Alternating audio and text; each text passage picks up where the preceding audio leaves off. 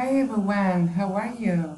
Good. Today we're going to see a new lesson. Ya es nuestra última lección de Global Scholars. So I would like you to review the vocabulary. Yes, we saw in the workbook. Remember the words consume, consumption, essential, influence, natural resources, product, and sustainable.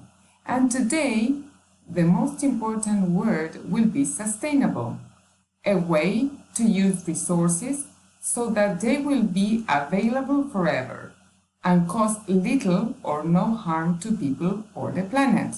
For example, too much consumption is not sustainable because it uses natural resources too fast and creates a lot of waste.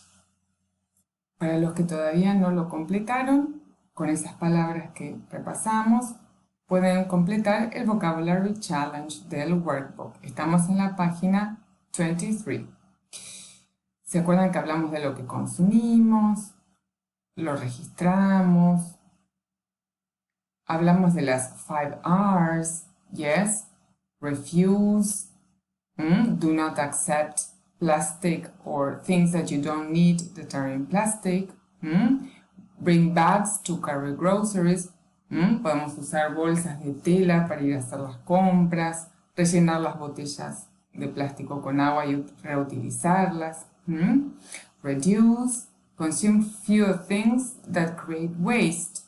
Eat fewer snacks that come in bags and boxes and instead eat healthy snacks with no packaging, like fruit and vegetable. ¿Qué les parece? ¿Es más sano comer todo esto o comer cosas que vienen envasadas en paquete? Good to think. Reuse. Find creative ways to use what you already have. Turn old clothes into cleaning rags. If you have a mobile phone, wait to buy a new one until the phone you have does not work. Yes? Mucha gente cambia demasiado rápido el celular y todavía funciona y no hace falta. Okay? Repair. Fix broken things before you buy a replacement. Mend damaged clothes and fix technology devices. And finally, recycle. If you cannot find another use for an item, recycle it. Do research to find out what your city recycles. Recycling uses a lot of energy and most products cannot be recycled forever.